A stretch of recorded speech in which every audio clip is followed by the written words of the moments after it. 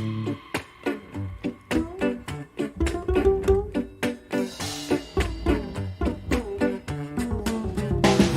we are in the dark. No need to speak, no need. Welcome back to the Baltimore Orioles franchise. I am your host, longtime listener. Be sure to hit that like button, hit the subscribe button, and comment below. You can see here it is the day of the All-Star game, so we're pretty much at the halfway point for the season. So we're going to take an episode here and look around the league at standings, statistics, awards, All-Star voting, etc. So a lot of numbers going to be thrown your way here in this one, so buckle in. And let's take a look. Starting with standings, we are 2.5 games up on the Yankees. We are 54-37, playing pretty good baseball pretty much all season long, and we're doing it with balance. We look at that. I mean, just look at kind of the runs scored versus runs against, and we're leading the AL East in runs scored. We're second best in runs against, and we'll get a closer look at team rankings or whatever here shortly. But the bottom line is we've been pretty good there. I guess we'll look at the other divisions. The Twins, 8 games up on the White Sox in the Central. The A's, 2.5 up on the Angels.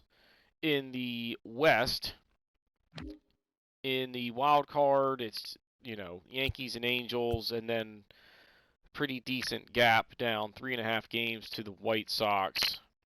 Who is the worst team in the... Wow, the Rangers are 27-64. Ugh, that is atrocious. In the National League, it's the Braves in first, tied with the Mets, who are actually playing pretty good ball. So I'm kind of surprised how well their pitching is doing, because in my Road to the Show series, we're the Mets, and their pitching is the worst in the league. So, I don't know what that's all about, but whatever. The Cubs, 8.5 up on the Reds, who are 50-42, so not that terrible. The Pirates are just atrocious. Shocker.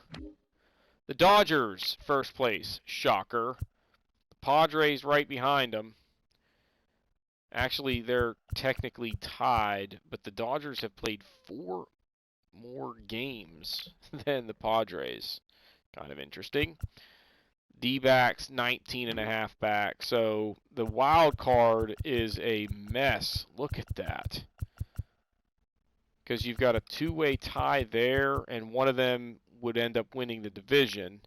And then the same thing here. 2-way tie, technically, and one of them would end up winning the division. So the other two would have the wild cards. So really it's these guys up here, and then the Reds 4.5 back from the next wild card spot. Now, let's look at our team statistics individually. We'll sort by OPS. Corey Seager has been awesome, hitting .313 with 17 dingers. Ryan Mountcastle hitting .301 with 8 home runs. It's the plate appearances that are the big difference for him, because he's not playing against lefties, although we might need to start thinking about changing that, because he's just too darn good. He's not a bad defender, but he just doesn't hit them that well. But he rakes against righties. So Trey Mancini, solid numbers, 275, 15 homers. I will take those kind of numbers if he can put those up all the time. Pat Valaika, only 7 home runs, but he's hitting .272. The OPS is over 800. He, again, is a guy that's kind of doing some platooning. So he's got half as many at-bats as Corey Seager, and, 7 home runs versus the 17 that Seager's got. So he's doing a pretty darn good job. Corey Dickerson has been okay. The average is much lower than I would like it, so we'll see if he can get that up. But he is drawing a lot of walks. Jahmai Jones, I'd like to see the average come up, but his power numbers are pretty solid. And look at how he's progressing, guys. Like, he is becoming a pretty decent ball player, and he's only 24, so keep an eye out for him. Clay Hopkins doing a pretty decent job, hitting .253, couple dingers, stealing a bunch of bases, getting on base. A .340 on-base percentage is not that bad. but he's only playing against lefties, so I'd like to see him be a little bit more consistent with the bat. Chris Bryant, probably our biggest disappointment on the team, hitting just 232 with 11 home runs. I need his OPS above 800, period. Like, he's got to be better. He's not he's not earning his paycheck right now. These two guys both doing a pretty good job platooning at catcher. Rutschman getting the lion's share of the plate appearances, as you can see there, and doing a pretty good job, honestly. Like, his contact ratings are coming up a little bit. I think he's going to be a stud. His plate skills are pretty good, a pretty good defensive catcher, and he's only 22. So he could be one of the best catchers in baseball in a couple of years. Brandon Marsh doing a decent job. He was hitting the bat. He was swinging the bat really well out of the gates, but has cooled off of late. Austin Hayes is pretty much the opposite. He was really bad for a while. He's getting a ton of at-bats and just not getting the job done, honestly. 8 home runs isn't bad, but I need the average to be higher, period. Same with Anthony Santander. You got to hit better than freaking 209, dude. I'm not real concerned about Urias. We kind of use him as a platoon bench guy. Never really expecting him to do all that much offensively anyway. Now for pitchers, it is Roberto Osuna, just absolutely shredding hitters. He has been awesome, worth every penny we're spending on him. Same with Noah Syndergaard. He is probably the leader in the Cy Young voting at 12-2 with a .95 WHIP, way up there in the strikeout race, racking up a ton of innings. He's just been awesome. Keegan Aiken doing a very good job in long relief. Unfortunately, my entire starting rotation is doing a good enough job to where I think we're going to stick with them. He's a 27-year-old C potential, so I don't have like a whole lot of reason to invest in him at the moment in terms of innings pitched. So we're going to keep using him the way we are. John Means has been outstanding. Now he's 28 and a B potential.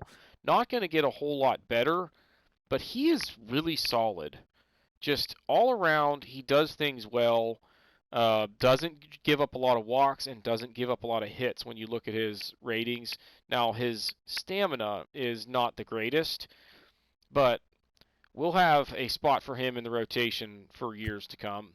Sean Armstrong, like, I don't understand this guy. The whip is actually still pretty good, but he went from really good and a like rock solid whip to just kind of struggling and giving up big hits at key moments to where I just can't count on him that much right now. Paul Fry has been awesome. Travis Lakins has been really good in his short stint, although the whip is a little high, but it's a small sample size. Felix Hernandez has been really good for us considering his age, so we'll absolutely take that from him. He's in the last year of his contract, right? Yeah, this is it for him. He's degrading pretty quickly. We're not going to have a use for him next year.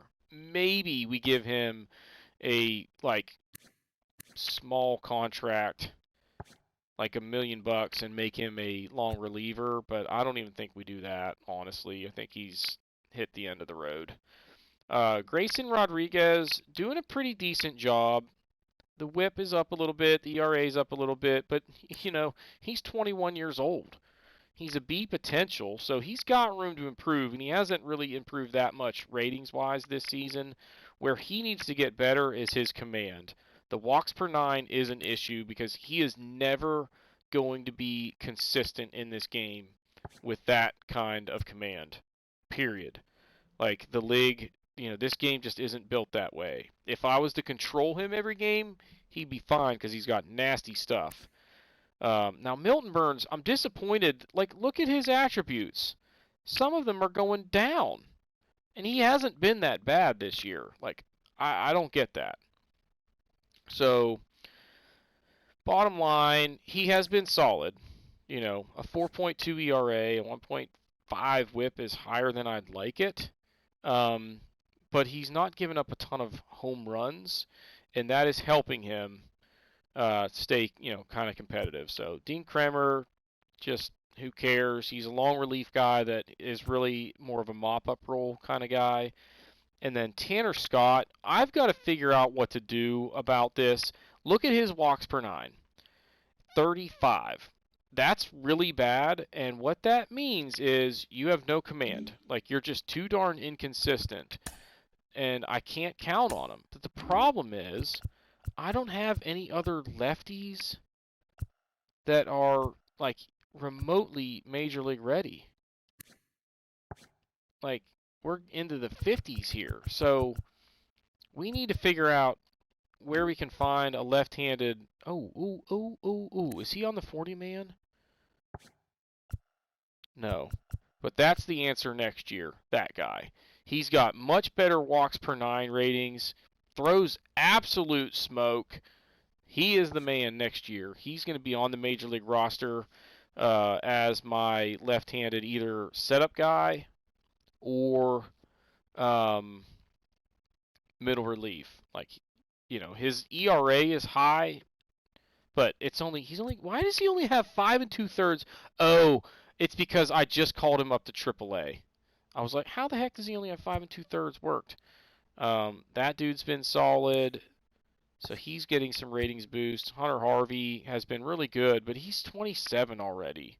I wonder if I could get anything for him in a trade negotiation. I kind of want to look at some AAA numbers to just see if anybody is just flat. Wow, Cesar Valdez, 1.7 whip. Good thing we brought you back this year so you could just suck at AAA. Tyler Wells is decent. He just got called up because of an injury, I think. Connor Green doing okay. 1 inning of work because he just got called up. So I don't really have any guys. What about Pablo Navarro? He's pitching really well at AAA, and he's a 72 overall B potential. And look at his ratings creeping up.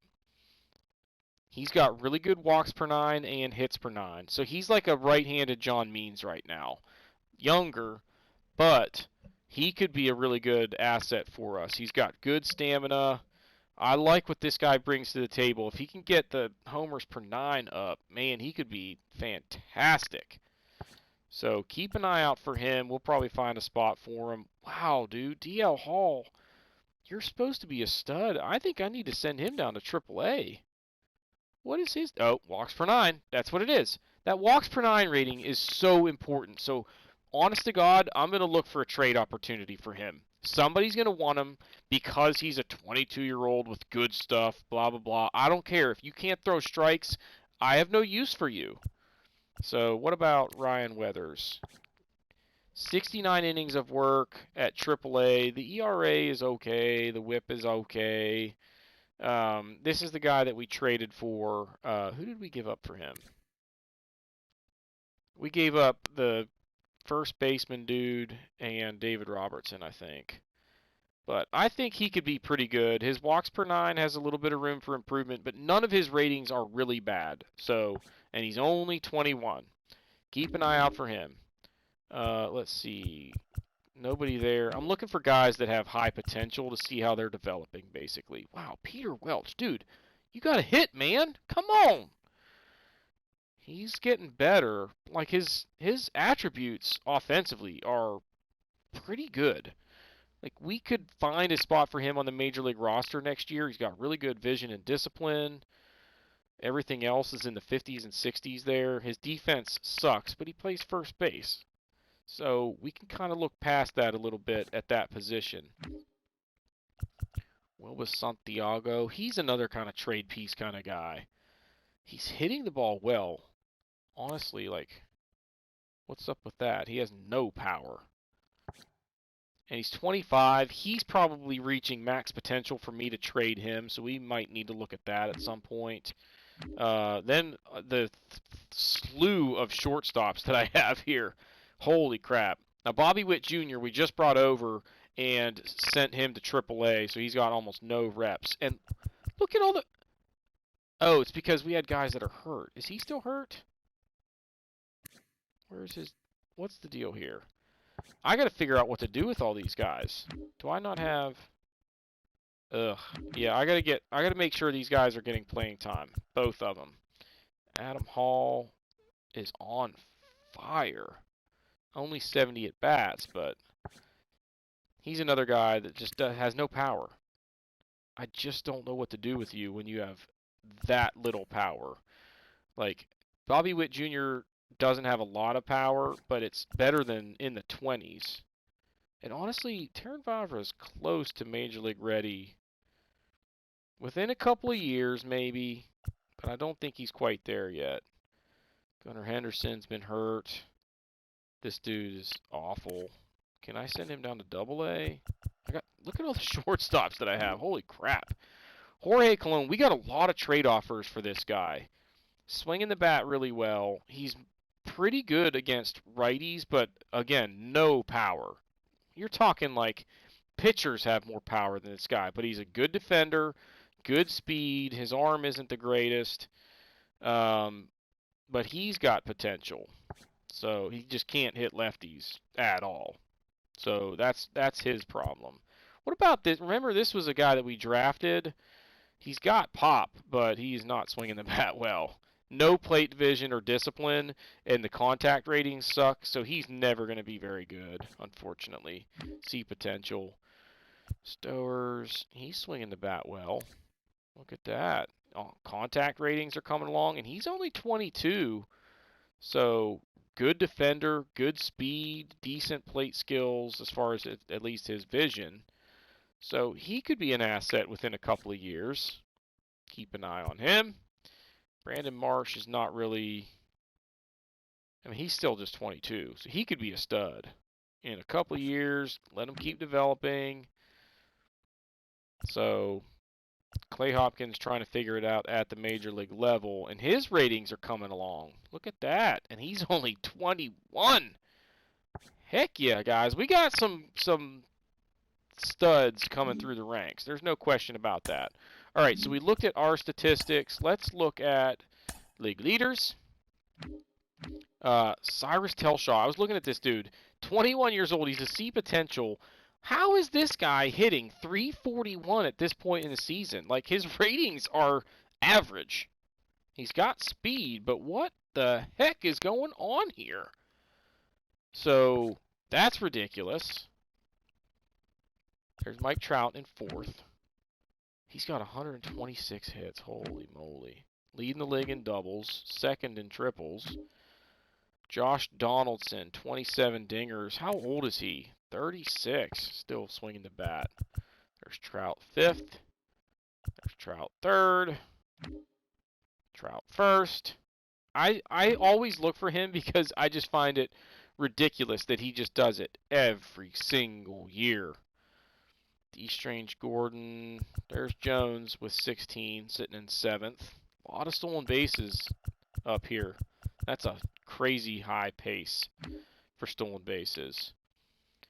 Mike Trout and Rendon tied for the league lead in walks with Josh Donaldson. Trout, and Trout. Now, we have the top two wins getters in the entire league. Now, Slegers is a relief pitcher, so that's just kind of an anomaly there.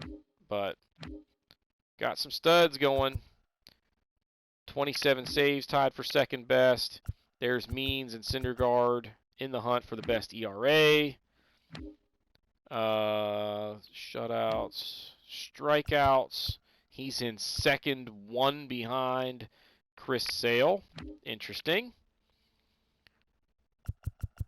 Couple of complete games, and he is second in innings pitched. So, and there's John Means, 120, and he doesn't even have really good stamina. That just tells you he is rock solid, getting 6 or 7 innings pretty much every time he's out there, like clockwork, and pitching well while he's at it. So, Syndergaard's got the best whip in the league. Man, what an absolute gem of a free agent signing that was. I can't believe he was still sitting there in free agency as late as he was when we got him.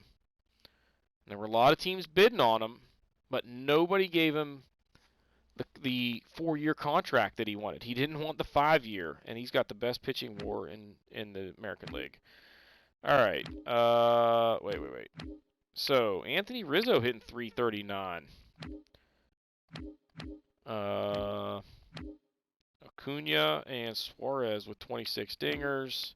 Will Smith, a catcher, leading the National League in RBIs. That is pretty impressive. There's Acuna, 62 runs. A couple of guys up there with 62. 29 stolen bases. Rhys Hoskins leading the league in walks. Rizzo, 438 on base percentage. Will Smith and Cody Bellinger. Soroka, Bauer, and Stroman all with 11 wins. David Peterson, just one loss for the Mets.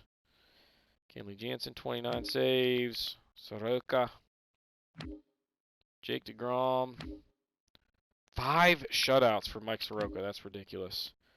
137 Ks for Aaron Nola. 133 innings pitched. Look at that whip. He's obviously the Cy Young favorite, I would imagine. Pitching WAR and batting WAR. All right, now let's look at awards. Just looking at the races. So MVP would be Josh Donaldson if the season ended today.